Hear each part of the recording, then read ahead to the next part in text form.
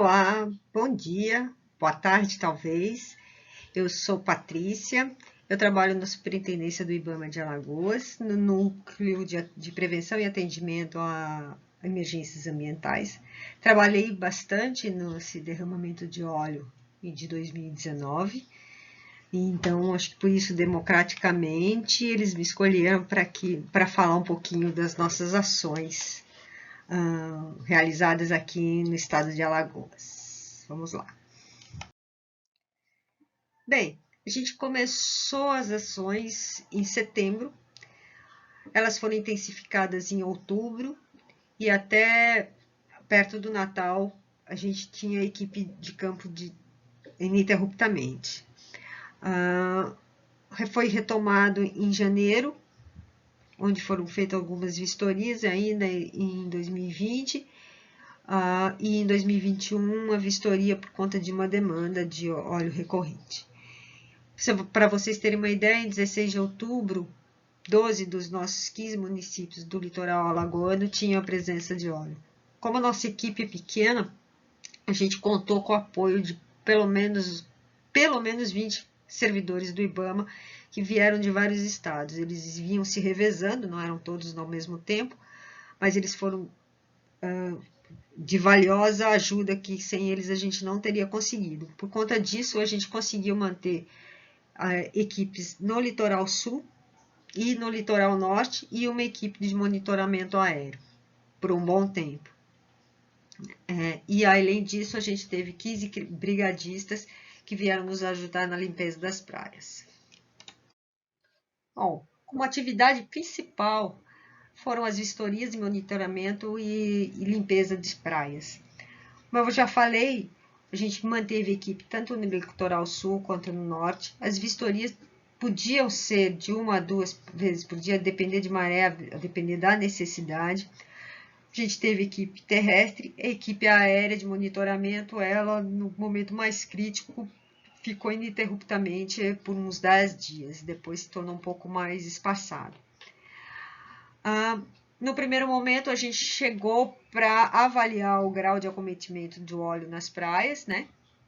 E aí, então, articular as equipes, tanto das prefeituras, dos municípios, para a retirada do óleo. Alguns locais a gente chegava, o pessoal já estava tirando, então o nosso trabalho era o de orientação, né, de como retirar esse óleo, de onde armazenar, enfim. Mas em alguns casos eles já estavam fazendo. Depois a gente voltava às praias, no segundo momento a gente voltou às praias para saber se ainda existia o óleo lá, quanto de óleo tinha, se ainda era necessário a demanda de limpeza. E no terceiro momento a gente voltou para então definir se a gente dava o endpoint, que é o que a gente chama de praia limpa, ou se ainda manteria equipes de limpeza ainda local. Isso logo ao longo dos primeiros 2 meses e meio ali, e um pouco mais, isso foi feito diariamente, né? As equipes mais envolvidas com limpeza foi o Preve Fogo, o Exército Brasileiro, a Marinha, as ONGs, o CDA da Petrobras, que eles ficou em Coruripe ali bastante tempo, os órgãos estaduais e municipais, o setor hoteleiro ajudou bastante, e alguns voluntários, né? E aí nosso trabalho era bem de orientação mesmo. Então, no caso do monitoramento e limpeza de praia, era bem orientar, atender as demandas das prefeituras e do pessoal local, enfim, tentar atender e demandar ao comando a liberação de recursos. Outros locais importantes que foram vistoriados pela gente foram os mangues. Primeiro, as equipes do IBAMA iam fazer a vistoria de avaliação e da extensão do dano, avaliavam a necessidade ou não da intervenção, e aí as equipes do IBAMA e do ICMBio avaliavam isso e organizavam, então, a limpeza, né? O IBAMA participou ativamente da limpeza do manguezal do Rio Manguaba, por exemplo, e com o apoio fundamental do Preve Fogo. No litoral sul, o mangue de Coruripe, ali da região de Coruripe, ele foi feita a limpeza pelo pessoal de uma ONG. também sempre com orientação do IBAMA, verificando isso, né? Como é que estavam sendo realizados a limpeza, a retirada de resíduos, etc. Então, a remoção basicamente era manual, poda de folhas oleadas, se presentes e se disponíveis, uso de barreiras e mantas, enfim, para o recolhimento mais adequado. Outra atividade bastante relevante desenvolvida aqui em Alagoas foi o atendimento à fauna oleada. A responsabilidade ficou dos CETAs, né, do nosso centro de triagem.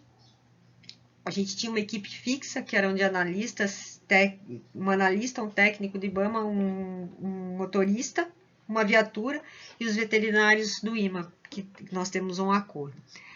O resgate era realizado tanto pelos CETAs, às vezes por as equipes de campo, o Instituto Biota, que ele faz monitoramento de tartarugas aqui, ou pelo IMA. O primeiro atendimento geralmente era feito pelos CETAs, os veterinários do CETA, ou pelo Instituto Biota, ou quando não tinha possibilidade, as equipes de campo faziam esse primeiro atendimento, mas sempre com orientação do pessoal dos CETAs. A partir desse primeiro atendimento, os animais eram encaminhados aos centros de atendimento da fauna oleada, lá no Itamar, em Sergipe, e pela Fundação Mamíferos Aquáticos, lá na Bahia. E quem levava esses animais era a equipe dos CETAs. Então, a equipe dos CETAs, tanto ela recebia como atendia os animais, como ela levava para esses centros, outros centros de atendimento à fauna, porque os CETAs daqui a gente não tem estrutura para atendimento de fauna oleada. E aí, por conta disso, e essa dificuldade, num esforço muito grande entre a coordenação de fauna, CETAs, eles conseguiram a instalação de um centro de atendimento à fauna do CDA da Petrobras, lá em Guaxuma, no Instituto Biota, porque o Instituto Biota já tem uma estrutura um pouco melhor, então, e já faz algum atendimento à fauna marinha, então era mais lógico que se colocasse lá. E foi muito proveitoso isso, porque junto com o equipamento, com o container, vieram 2 técnicos, 2 veterinários, que deram todo o treinamento às equipes, tanto do CETAs de Alagoas, quanto do Instituto Biota, quanto do IMA. Então, as equipes, hoje, elas estão bem mais preparadas para o atendimento à fauna. Bem, outras atividades, a gente trabalhou com vistoria e monitoramento de estuários, recifes e banco de fanerógamas.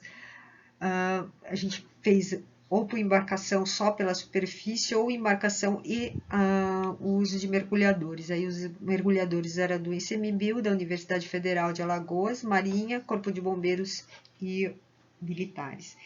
Então, mas sempre orientado pelo IBAMA. E quando, no caso de encontrarem óleo, os próprios mergulhadores acabavam fazendo a limpeza quando possível, quando acessível. Também foi realizado monitoramento e avaliação de eficácia de alguns mecanismos de proteção, tipo barreiras. Isso foi colocada uma barreira no rio Pircinunga, divisa Alagoas, Pernambuco. Ela não se mostra muito eficaz nesses casos. E também foi colocada uma barreira de proteção, apesar do óleo não ter chegado lá, mas nos recintos de peixe-boi do projeto Peixe-Boi. Para isso, a articulação com as prefeituras e lideranças locais, como eu já falei, até para atender a demandas deles, né? E a gente demandar alguma coisa, necessidade de limpeza, retirada de resíduos, enfim. Então, essa articulação acabava aqui sendo mais frequente com as equipes de campo. A equipe que ficou em Maceió participava das reuniões do Comando Geral. Essas reuniões eram diárias, eram reuniões com as instituições envolvidas, a Marinha, a Capitania dos Portos, a SEMAI, o IMA, a Defesa Civil, ICMBio, universidades, às vezes outros, né? E essas reuniões eram extremamente importantes para a tomada de decisões, para a liberação de recursos, para a definição de para onde iam recursos humanos, para onde iam ser disponibilizadas as equipes da Marinha, do Exército, como é que ia ser recolhido os resíduos, enfim, onde, quem, e fora a informação para o Comando Geral também, os relatórios diários, A gente fazia isso também diretamente, mas via mais, entre aspas, menos formal, né? Via WhatsApp, mas também era feito. E depois, um pouco mais para frente, as equipes voltaram nos locais para fazer as vistorias e pontuar os depósitos temporários de resíduos oleados. Alguns a gente teve que descobrir onde ficaram, porque ninguém falava, ninguém sabia, enfim, mas a gente acabou descobrindo. Das lições aprendidas, eu destacaria a presença da equipe de IBAMA desde o início do incidente. Isso foi muito importante para a população, a gente sentiu muito que eles se sentiam um pouco mais aliviados, né? O sistema de comando de incidentes, trabalhar com isso foi bastante importante, apesar de algumas instituições não conhecerem nem estarem familiarizados, mas aqueles que estavam conseguiram se organizar melhor e harmonizar melhor as ações. A interação e o comprometimento das diversas divisões e núcleos da instituição, eu estou falando aqui do próprio IBAMA, houve um momento, por exemplo, na superintendência do IBAMA, que todos os núcleos estavam envolvidos e comprometidos com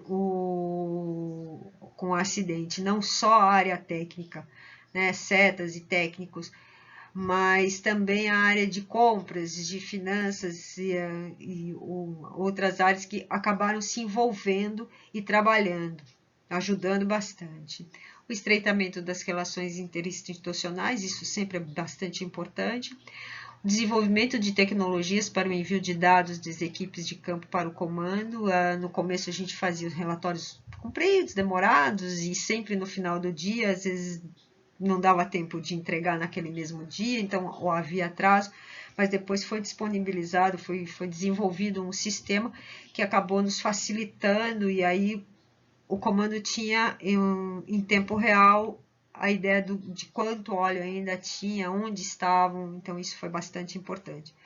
Colocar em prática a teoria, né, a prática da teoria. Geralmente é muito comum que a gente atenda bastante acidente com óleo, no entanto, a empresa responsável é conhecida e é feito por uma empresa já especializada. O que o IBAMA faz é acompanhar, exigir algumas coisas, enfim.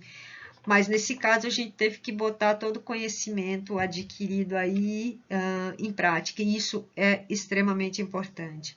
E a capacitação da equipe de atendimento à fauna oleada, que eu já falei. E por fim, como oportunidade de melhorias, a gente vê que é necessária a revisão dos dispositivos legais com definição clara dos papéis e responsabilidades de cada ente da federação, assim como instituições públicas e privadas. A revisão de formulários e documentos com o objetivo de celeridade e clareza nas transferências de informações entre as equipes, entre equipe e comando. O estreitamento das relações dos setores de instituições e interinstitucionais, por exemplo, com capacitação de equipes, não só das equipes técnicas, mas também das equipes de apoio, que elas foram extremamente importantes nessa emergência. Né? O incremento do uso de tecnologias para uniformização e agilidade do envio de informações e dados coletados em campo e a consequente melhoria da comunicação. Pontuar e cadastrar locais de depósito de resíduos gerados e definição clara quais as instituições serão responsáveis pela destinação final logo no início do incidente, fortalecimento das equipes, recursos e estruturas de atendimento ao resgate de fauna e a melhoria da comunicação da instituição, e aí eu falo do IBAMA, com a sociedade. É muito importante que essa comunicação seja clara, transparente, objetiva, para que evite especulações, fake news, etc. Bem, é isso. Obrigada a todos e um excelente simpósio para todo mundo. Valeu, gente. Obrigada. Até.